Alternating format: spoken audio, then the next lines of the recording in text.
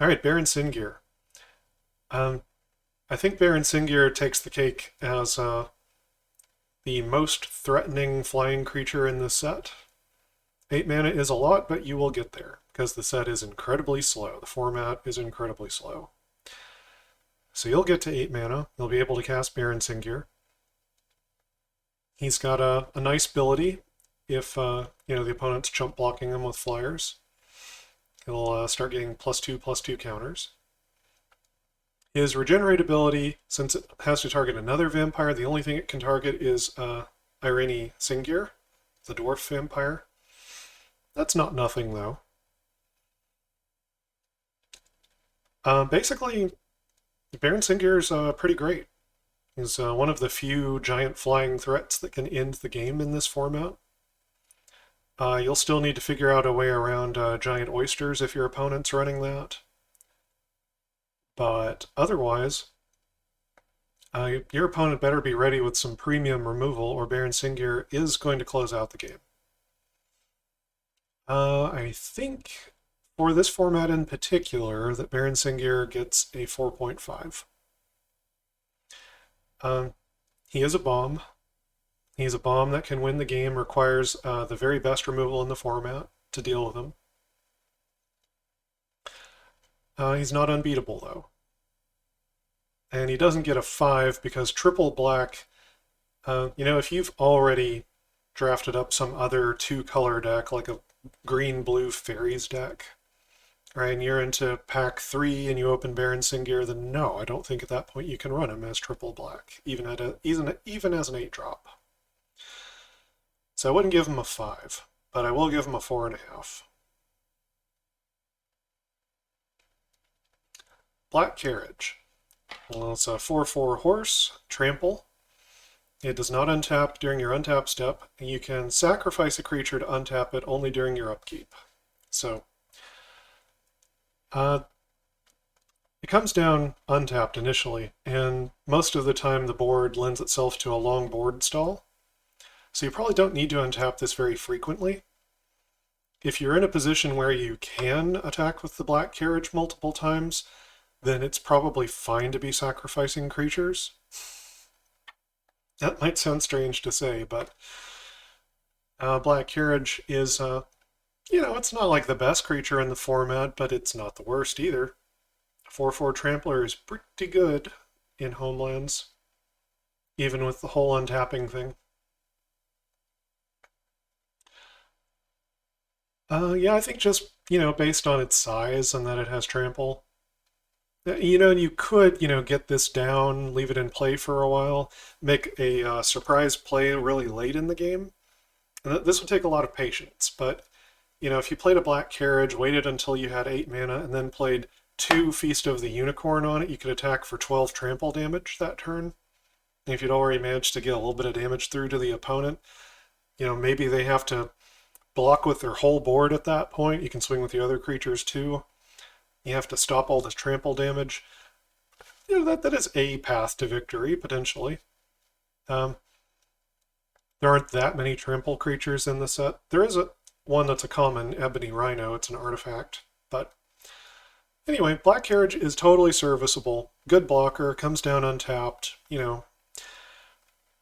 I think if you're in black and you see Black Carriage, it's like a 3. It's like a 3. It pretty much always makes the cut into your deck. Broken Visage. There's not a lot of great premium removal in this format. So if you open a Broken Visage, this is amazing. It doesn't, win the game or anything, but it can blow out an opponent's attacker. I think this is gonna get at a 3.5 here. Imminently splashable. One of the best removal spells in the format. Right, could 2-for-1 the opponent. It's just really good. And there are some artifact creatures that could matter that this does not destroy, but this is still really, really good removal for this format. Yeah, I'll give it a 3.5. Cemetery Gate. It's a 0/5 defender for 3, very good blocker. Has protection from black, so if you happen to be, in the mirror match up against another black deck, this will block all day, anything that's on the ground. So it doesn't contribute anything towards winning the game. It's just kind of a nice piece to help stall in your deck. If you're like a blue-black deck and you're relying on the giant oysters, you plan to mill out the opponent, Cemetery Gate's going to be good. Not the best, but decent. This is probably about a 2, right? So it's a very useful defender, but it doesn't help you to win the game except by milling out the opponent. I give it a 2. Sometimes it'll make the cut and sometimes it won't. Drudge Spell. This is a neat one. So this enchantment can pay a black, exile 2 creature cards from your graveyard, make a 1/1 black skeleton that has pay a black regenerate. When Drudge Spell leaves the battlefield, you destroy all skeleton tokens and they can't be regenerated. So this secondary clause here, it's probably going to keep this from being good in constructed play, but for limited play, I don't think there's really any enchantment destruction to speak of in Homelands. So when Drudge Spell comes down, it's going to stick. You don't need a second copy.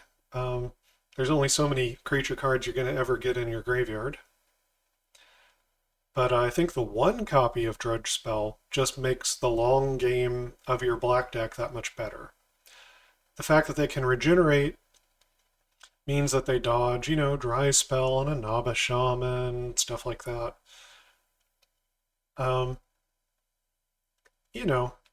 If your opponent wants to drain the counters off of their serrated arrows dealing with your little skeletons, Drudge Spell can, over a long game, could make 3 or more skeletons, could actually get you more value than, an entire serrated arrows.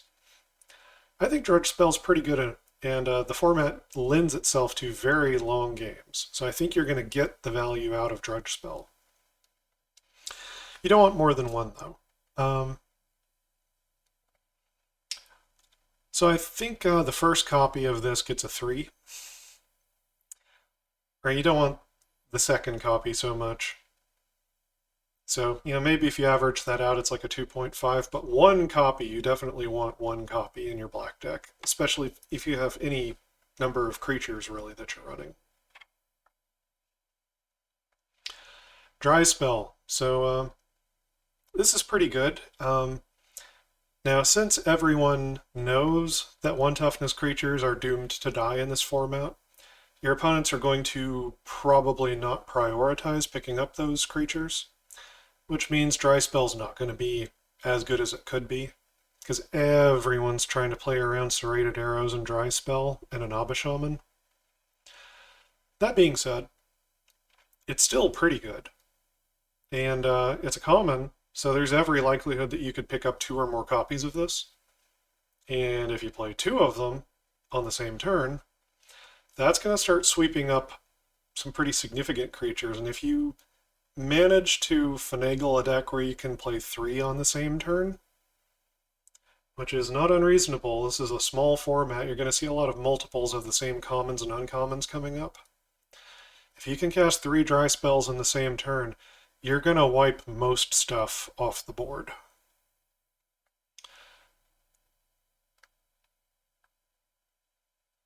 If the white deck is ready for you and has a lot of mana open, maybe they can save their board from that. But I don't think Dry Spell's the worst. I think it's okay. It can work in combination with, some of your other removal things, like Torture, or, you could put a Funeral March on a 1 toughness thing and then play Dry Spell. I think Dry Spell's about a 2. And if you can, as I said, if you can cram like 6 of these into your deck or something, then you can hold them and cast them all at the same time. It's okay. It's not the best. Feast of the Unicorn. So, This card may not look like much, right? Most people don't value auras very much anymore, but removal is a little bit scarce and precious in Homelands. The really good removal is the premium stuff. It's hard to get a hold of. You try to save it for the creatures that really impact the board the most. So something that you might be able to get away with in black is you play a Singear Bats, 1/2 flyer for 3. You turn 4, you enchant it with Feast of the Unicorn, swing in for 5. Now you've got the opponent on a clock, where in 3 more turns you're going to win the game, and they are forced to find some way to stop your Singear Bats before that happens. Obviously, you don't play into, like a giant oyster that's ready to tap it down. I mean, keep it tapped down. But it's a neat play pattern that you can do. Feast of the Unicorn, could also go on a big trampling creature like an Ebony Rhino or a Black Carriage. There's some other interesting targets to put a Feast of the Unicorn on.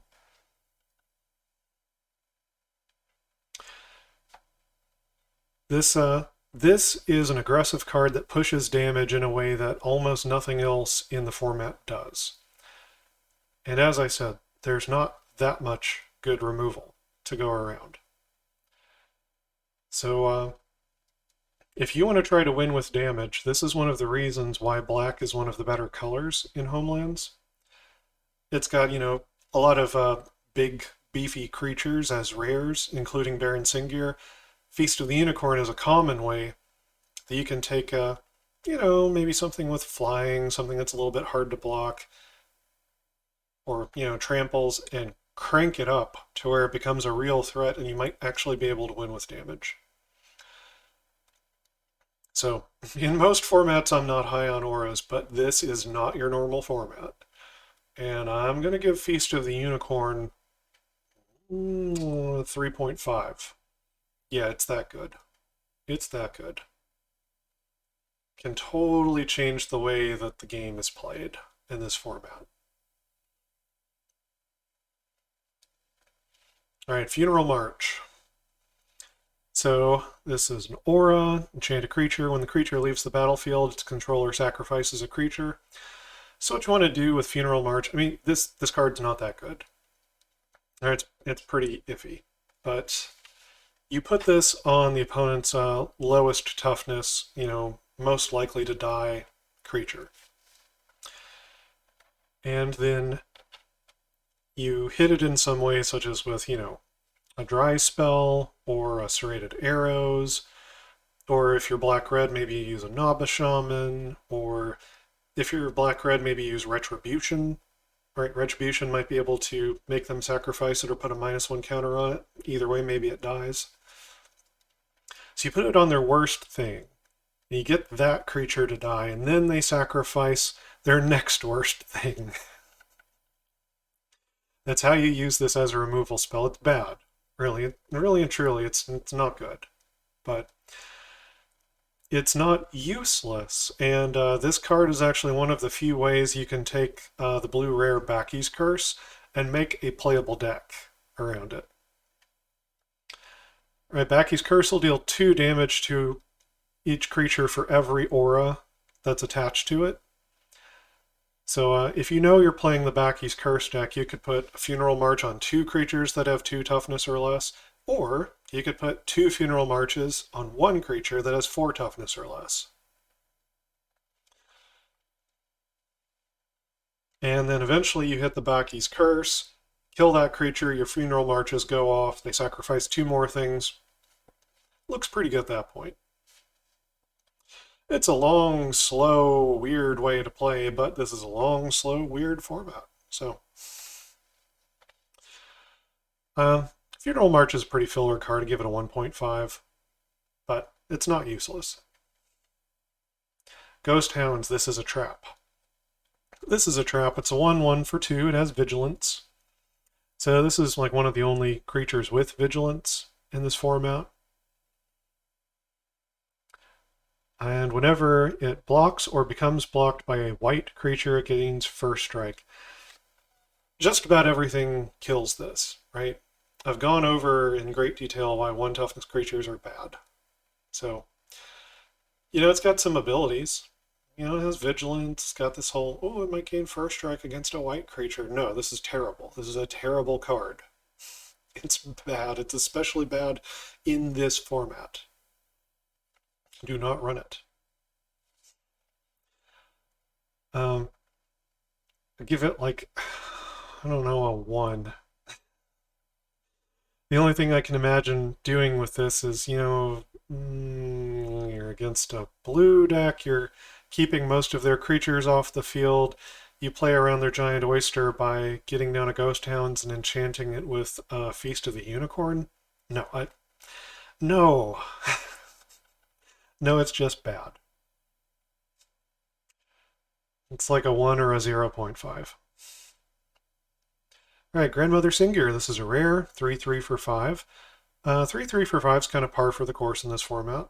It's about normal. And she has black and 1 tap. Target creature gets -1/-1 until end of turn.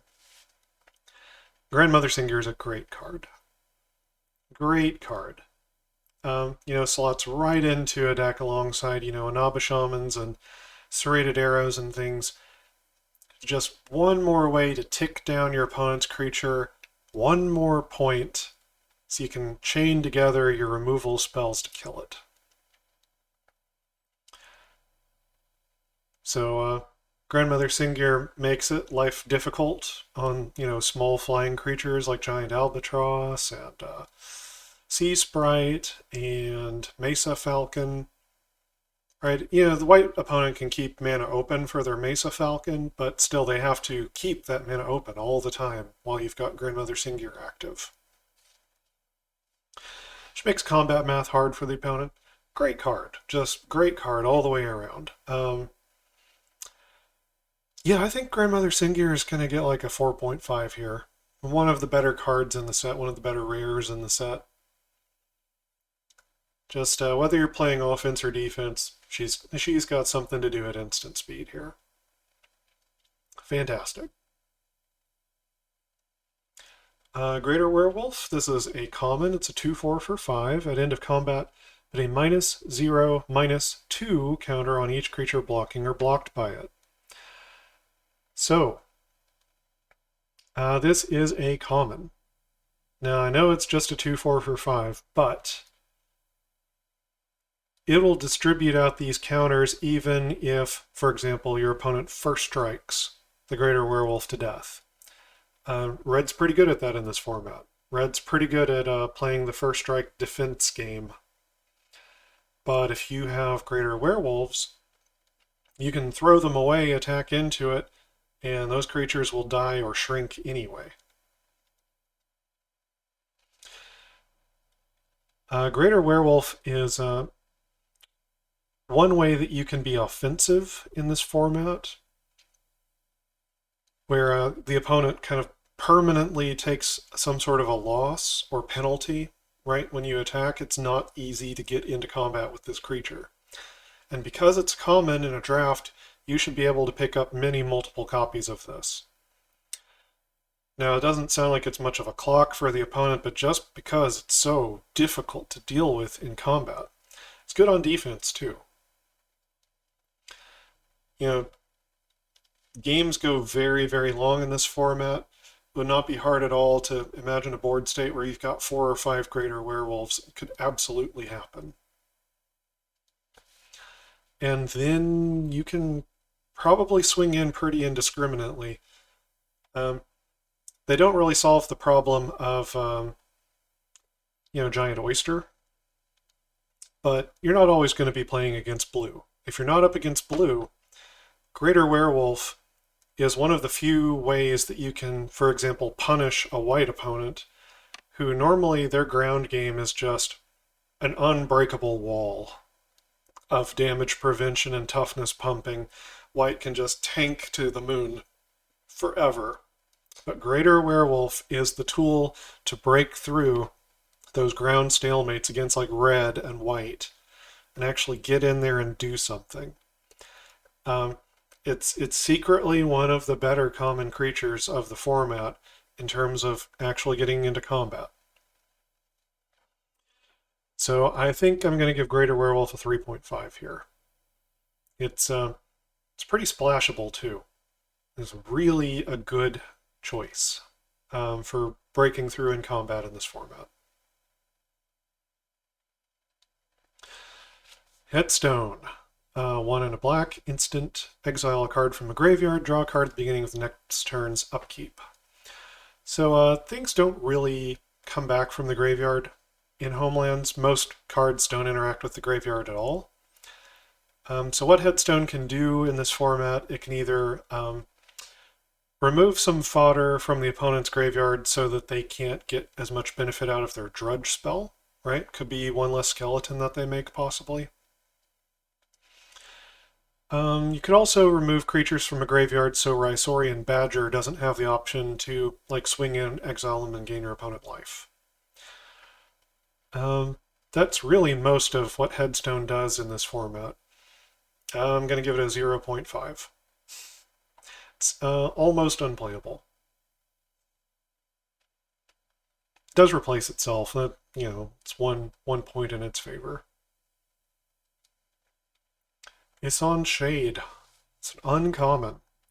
6 mana, legendary creature, Shade Knight. 5/5 protection from white. This is one of the better creatures of the format. 5/5 is like one of the biggest creatures that exists in this format. Protection from white is relevant. If you're playing against white, white has such an incredible ability to stall the game and just prevent you from being able to connect with them or do anything. Isan Shade can break through, can dodge their removal and break through. And all they can really do is tap their Serra Paladins to prevent 1 damage. So Isan Shade has got some real role to play against white in this format. And it's just, even if you're not against white, a 5/5 for 6 is one of the better things that you can be doing, generally speaking. A fantastic blocker, fantastic attacker. Because it's triple black, I'm going to call it a 4. It's not splashable, not really. Need to be in 2 colors and pretty heavily into black to get Isan Shade in any kind of a timely fashion. Although really in this format, even if you have to wait until you've got 9 mana, it still is probably worth playing. Give him a 4. Really good uncommon. Irene Singyr. She's a legend. Uncommon vampire dwarf, 2/2 for 4. Green enchantment spells and white enchantment spells cost 2 more to cast. So green and white, they're some of their best removal down at common and uncommon are enchantments. So Irene coming down on 4 could put your opponent off of roots until they have 6 mana in green. In white, it would make Serra Bestiary cost 4, and then Serra Bestiary also costs an extra 2 mana every upkeep. She can make things a little bit awkward for green and white decks. It's not that strong of tech in the format. It does have an impact. And a 2/2 for 4, it's a very forgettable stat line, but at least she doesn't just immediately die to Naba Shaman, Dry Spell, or Serrated Arrows. And Baron Singyr can regenerate her because she's a vampire. I'll give her a 2. Yeah, I'll give her a 2. Alright, Koskin Falls. World Enchantment in black. It's a rare at the beginning of your upkeep. Sacrifice it unless you tap an untapped creature you control. Now, this is a painful cost if you're up against a blue deck, because you don't want to be tapping your creatures for no reason while they've got giant oysters. So, For that reason, Koskin Falls has an Achilles heel in this format. But then creatures can't attack you unless their controller pays 2 for each creature they control that's attacking you. And this could, if the opponent's gone very wide, but they haven't hit, all of their land drops over the course of a long game, like maybe you're really into the late stages of the game, but the opponent still only has like 7 or 8 mana. They haven't drawn that many lands, like flooded the board with creatures and such. Koskin Falls can make it to where, they can only attack you with 3 or 4 things if they haven't hit a lot of land. And that might shut down their ability to alpha strike you. This is also a very mana-hungry format in general. There are lots of activated abilities. Things that cost mana at the upkeep, things like that. So taxing the opponent is a meaningful cost on their resources. So, if your opponent is blue, then I don't think you can really run Koskin Falls. Unless you have so many copies of Torture that you can just kill every giant oyster that you see. But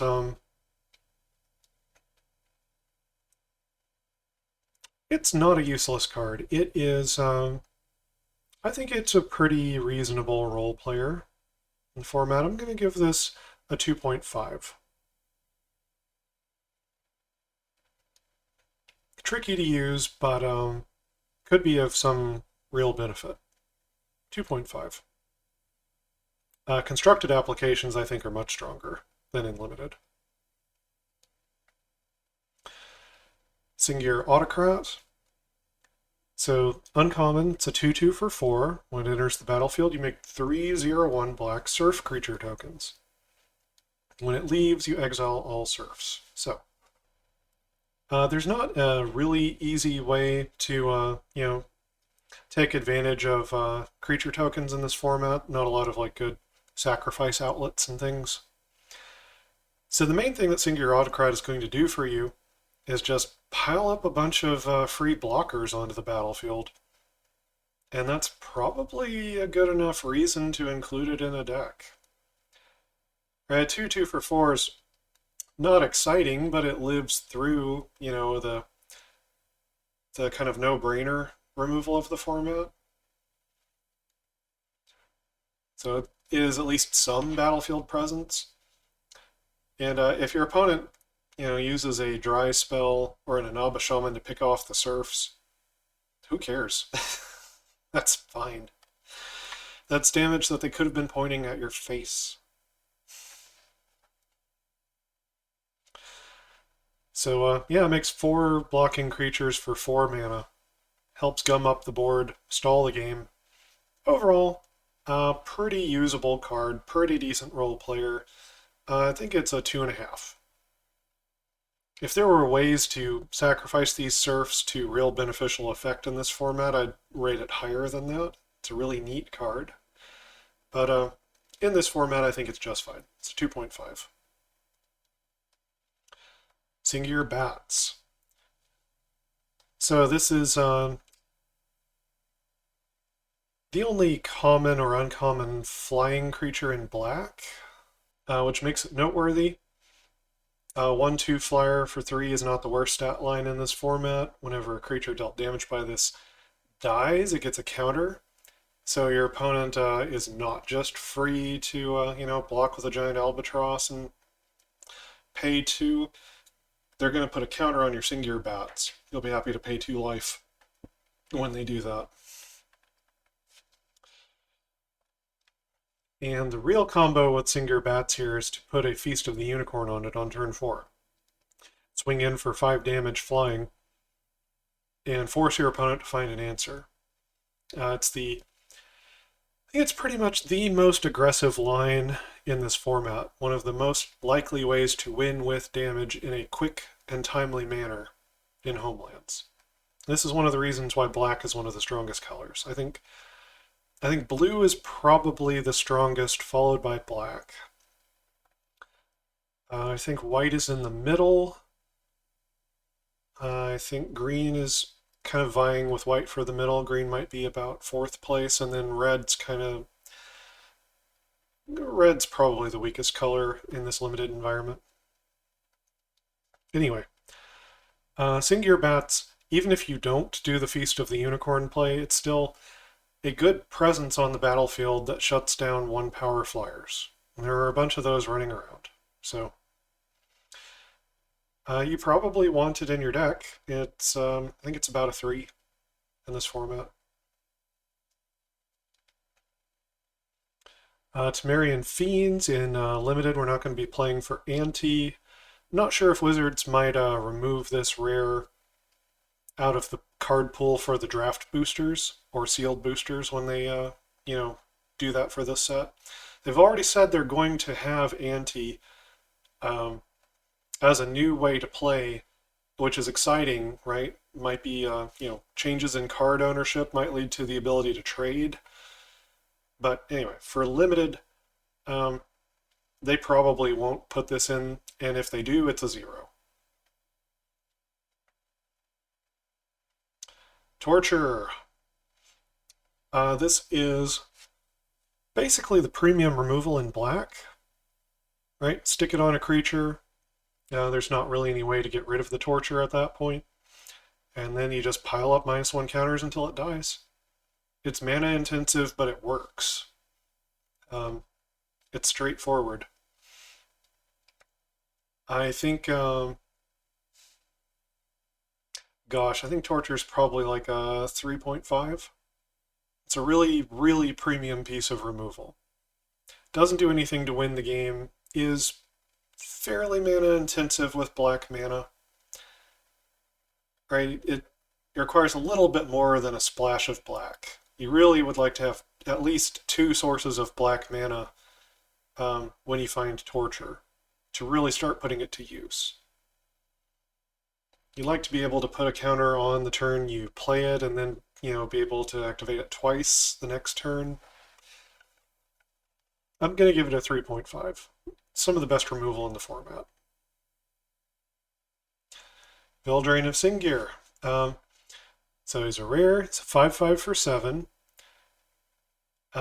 Which, honestly, like I've said, a 5/5 is one of the largest creatures in this format. So you would be happy to play a 5/5 for 7 with no special abilities whatsoever. It's just, you want your cards to have a lot of individual impact. And you don't want 1 toughness things, you want 5/5s.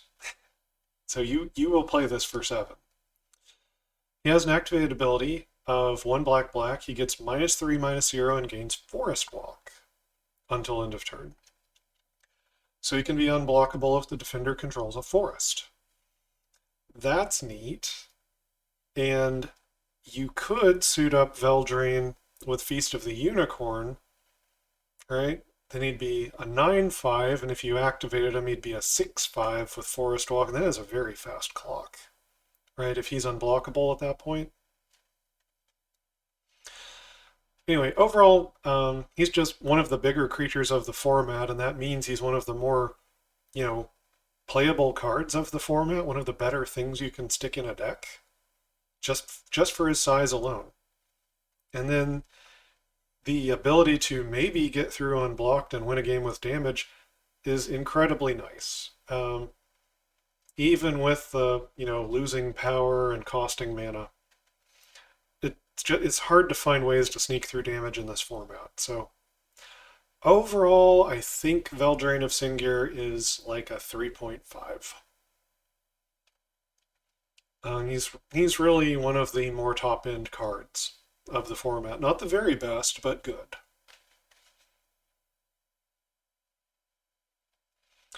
All right, we're all done with black here. Moving on to red next.